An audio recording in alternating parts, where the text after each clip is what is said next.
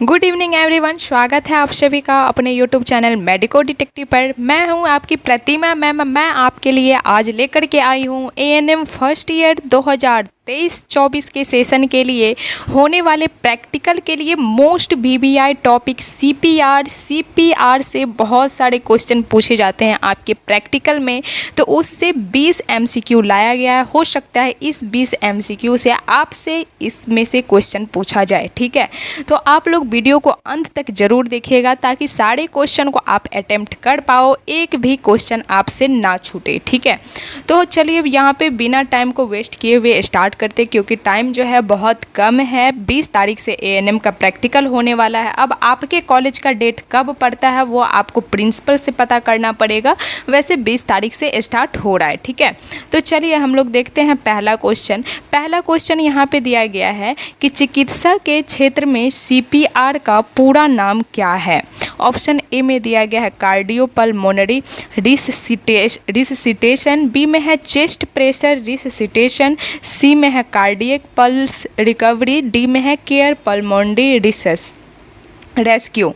तो यहाँ पे चिकित्सा के क्षेत्र में यानी कि मेडिकल के क्षेत्र में सीपीआर का फुल फॉर्म पूछा जाए तो वो हो जाता है कार्डियोपल्मोनरी रिससिटेशन, ठीक है। यानी कि ऑप्शन नंबर ए सही हो जाएगा। अगर आप लोगों को क्वेश्चन का आंसर पता होता है पहले से तो आप कमेंट बॉक्स में ज़रूर लिखिए। अगर नहीं भी पता होता है तो यहाँ पे आपको जब आंसर पता चलता है तो उस आंसर को लिखिए, ठीक है।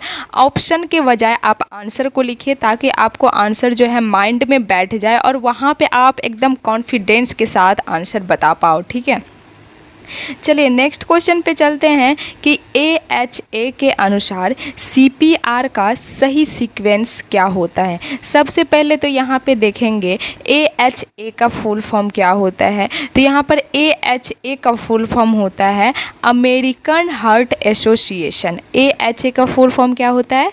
अमेरिकन हार्ट एसोसिएशन, ठीक है। अमेरिकन हार्ट एसोसिएशन के अकॉर्डिंग सीपीआर का फुल फॉर्म यहाँ पे पूछ रहा है। ऑप्शन ए में दिया गया है ABC airway breathing compression, B में है CAB compression airway breathing, C में है बीसीए ब्रेथिंग कॉम्प्रेशन एयरवे और डी में है सीबीए कॉम्प्रेशन ब्रेथिंग एयरवे। तो यहाँ पर सही सीक्वेंस हो जाएगा ऑप्शन नंबर बी, ठीक है, सीएबी। अगर अमेरिकन हार्ट एसोसिएशन के अनुसार पूछा जाए सीपीआर का सही क्रम तो आपको सीएबी बताना है, पहले compression then airway then breathing, ठीक है।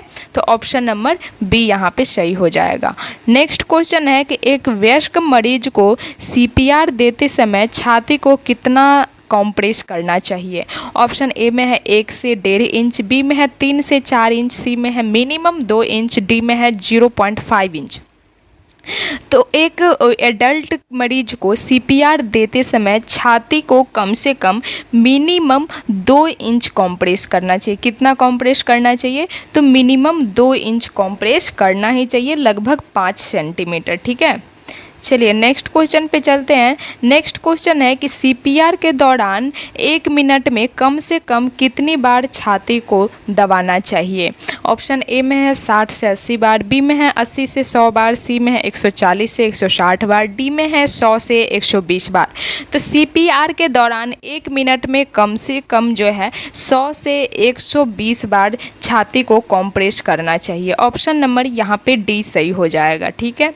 नेक्स्ट क्वेश्चन है कि एक अकेले स्वास्थ्य कर्मी के द्वारा वयस्क मरीज को सीपीआर देते समय छाती दबाने और सांस फुलाने का अनुपात क्या होना चाहिए। ऑप्शन ए में है 15:2, बी में है 30:2, सी में है 30:1 और डी में है 15:1। तो जब एक अकेले स्वास्थ्य कर्मी होता है तो उसके द्वारा एक एडल्ट पेशेंट को सीपीआर देते समय छाती दबाने और सांस देने का अनुपात जो होता है वो होता है 30:2, यानी कि ऑप्शन नंबर बी यहाँ पर सही हो जाएगा। नेक्स्ट क्वेश्चन पे चलते हैं कि यदि कोई व्यक्ति अचानक से बेहोश हो जाता है तो सीपीआर शुरू करने से पहले सबसे पहले कदम क्या होना चाहिए। ऑप्शन ए में है मरीज के मुंह में पानी डालना, बी में है दृश्य आसपास के वातावरण वातावरण की सुरक्षा सुनिश्चित करना, सी में है तुरंत छाती दबाना शुरू करना और डी में है मरीज के पैर ऊपर उठाना।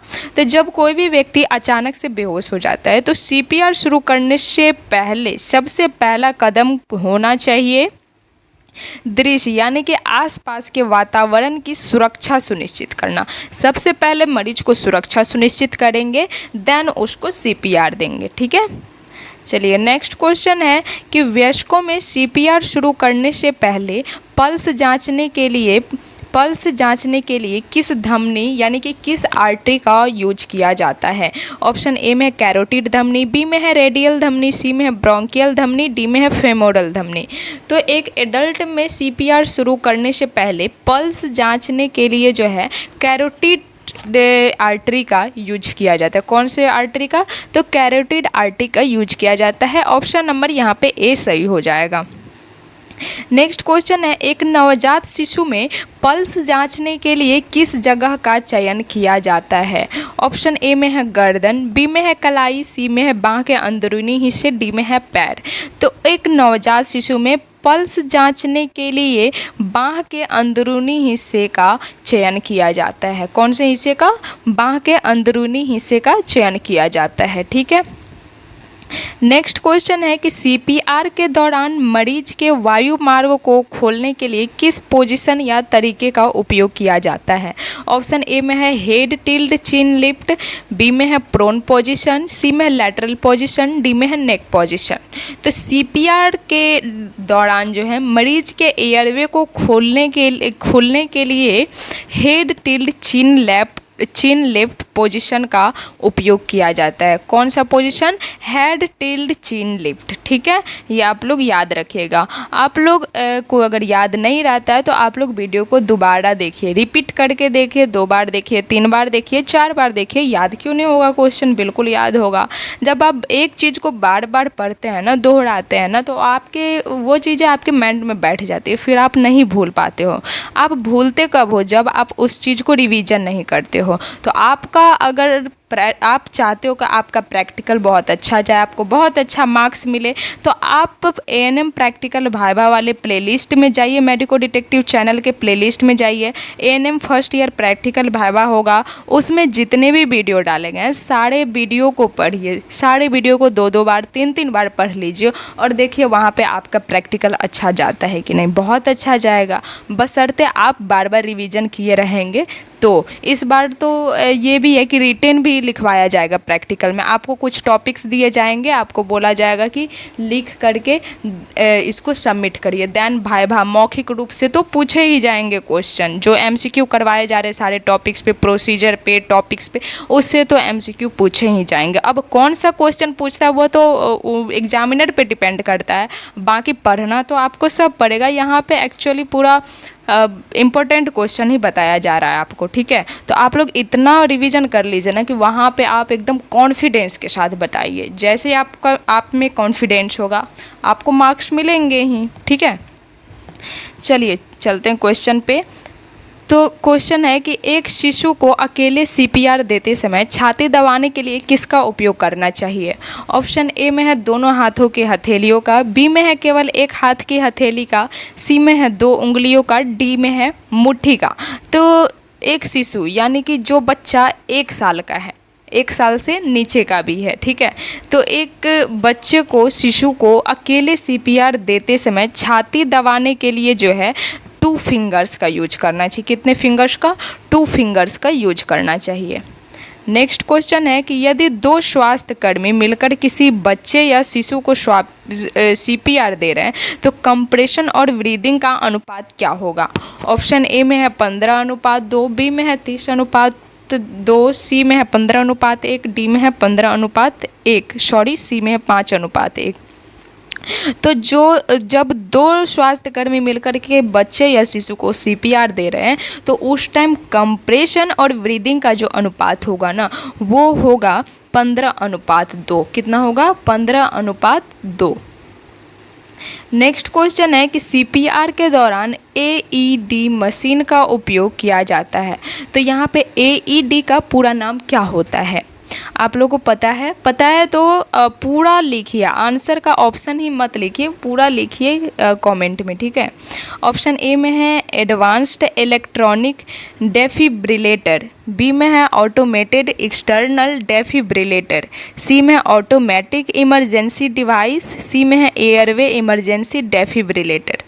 तो यहाँ पर सही आंसर हो जाएगा कि सीपीआर के दौरान जब एईडी मशीन का उपयोग किया जाता है तो वहाँ पे एईडी का पूरा नाम हो जाएगा ऑटोमेटेड एक्सटर्नल डेफिब्रिलेटर, ठीक है, automated external defibrillator. Option number B correct हो जाएगा। नेक्स्ट क्वेश्चन पे चलते हैं। नेक्स्ट क्वेश्चन है कि एईडी मशीन का मेन वर्क क्या होता है, मेन फंक्शन क्या होता है एईडी मशीन का। ऑप्शन ए में है मरीज को ऑक्सीजन देना, बी में है दिल की धड़कन को मापना, सी में है असामान्य दिल की धड़कन को ठीक करने के लिए बिजली का झटका देना, सी में है ब्लड प्रेशर चेक करना। तो एईडी मशीन का मेन फंक्शन जो होता है ना वो होता है असामान्य दिल की धड़कन को ठीक करने के लिए बिजली का शॉक देना, ठीक है। ऑप्शन नंबर सी सही हो जाएगा यहाँ पे। नेक्स्ट क्वेश्चन है कि सीपीआर की प्रक्रिया कब तक जारी रखनी चाहिए। ऑप्शन ए में है जब तक मरीज होश में ना आ जाए या एडवांस मेडिकल टीम ना आ जाए, बी में है केवल 5 मिनट, सी में है जब तक मरीज की पल्स 60 ना हो जाए, डी में केवल 10 साइकिल पूरा होने तक। तो सीपीआर की प्रक्रिया तब तक जारी रखना चाहिए जब तक मरीज होश में ना आ जाए या फिर मेडिकल एडवांस टीम ना आ जाए, ठीक है। तो ऑप्शन नंबर यहाँ पे ए सही हो जाएगा। आप सीपीआर तो तब तक देंगे जब तक मरीज होश में ना आ जाए, तब तक आप दे सकते हैं, ठीक है। चलिए नेक्स्ट क्वेश्चन है कि वयस्क मरीज की छाती दबाते समय हथेली को स्टर्नम के किस हिस्से पर रखा जाता है। ऑप्शन ए में है स्टर्नम के ऊपरी हिस्से पर, बी में है स्टर्नम के निचली आधे हिस्से पर, सी में है पसलियों के बिल्कुल बाईं ओर, डी में है पेट के ऊपरी हिस्सों पर।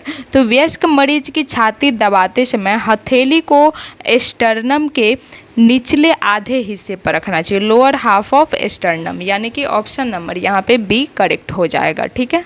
नेक्स्ट क्वेश्चन है सांस देते समय प्रत्येक सांस को कितने समय में पूरा करना चाहिए। ऑप्शन ए में है 3 सेकंड, बी में है 5 सेकंड, सी में है 1 सेकंड, डी में है 10 सेकंड। तो सांस देते समय प्रत्येक सांस को 1 सेकंड में पूरा करना चाहिए, ठीक है। कितने सेकंड में? 1 सेकंड में पूरा करना चाहिए। ऑप्शन नंबर यहाँ पे सी सही हो जाएगा। नेक्स्ट क्वेश्चन है सीपीआर शुरू करने से पहले पल्स और सांस की जांच अधिकतम कितने समय तक करनी चाहिए।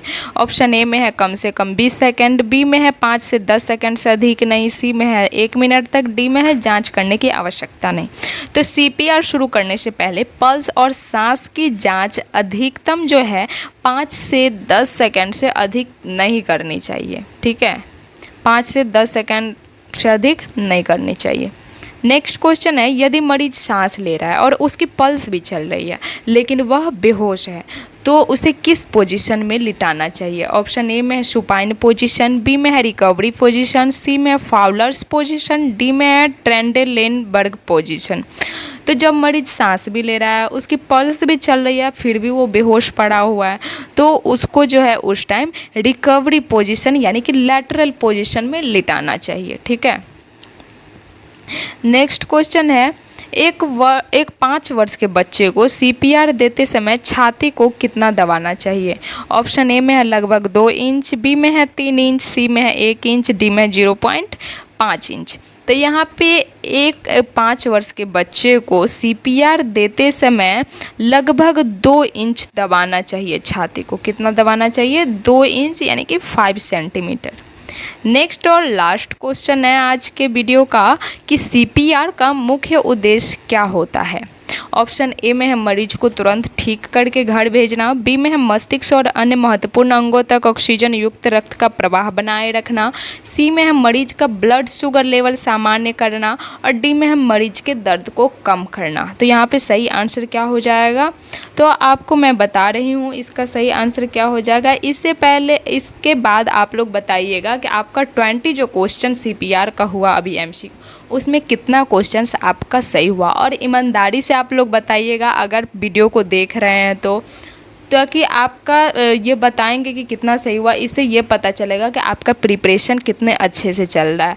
कोई बात नहीं, शर्माने की बात नहीं है कि आपका 5 ही सही हो रहा है, 10 ही सही हो रहा है, कोई दिक्कत नहीं है। आप वीडियो को आज ही देखिए और आज ही 2 बार 4 बार देखिए, 5 बार देखिए और याद कर लीजिए, यही आपके लिए सबसे अच्छी बात होगी, ठीक है। तो यहाँ पर CPR का मुख्य उद्देश्य हो जाएगा कि मस्तिष्क और अन्य महत्वपूर्ण अंगों तक ऑक्सीजन युक्त रक्त का प्रवाह बनाए रखना। ऑप्शन नंबर यहाँ पे बी करेक्ट हो जाएगा, ठीक है। अगर आप लोग को वीडियो अच्छी लगे तो आप लोग कमेंट में ज़रूर बताइएगा कि कैसा लगा वीडियो। और उसके बाद आप लोग को अगर कोई भी प्रॉब्लम होता है प्रैक्टिकल से रिलेटेड तो आप कमेंट करिएगा ज़रूर। कमेंट में आप सबका मैं रिप्लाई करती हूँ, आपका भी करूँगी, और कोई भी दिक्कत आपको नहीं होना चाहिए। बाकी ANM सेकेंड ईयर का भी क्लास चलेगा, जैसे ही फर्स्ट ईयर का कंप्लीट हो जाएगा प्रैक्टिकल, उसके बाद सेकेंड ईयर का क्लास इसी चैनल पे चलेगा। तो आपको कोई भी दिक्कत नहीं होने वाला। अगर कोई भी दिक्कत होता है तो आप कमेंट में ज़रूर बताइएगा।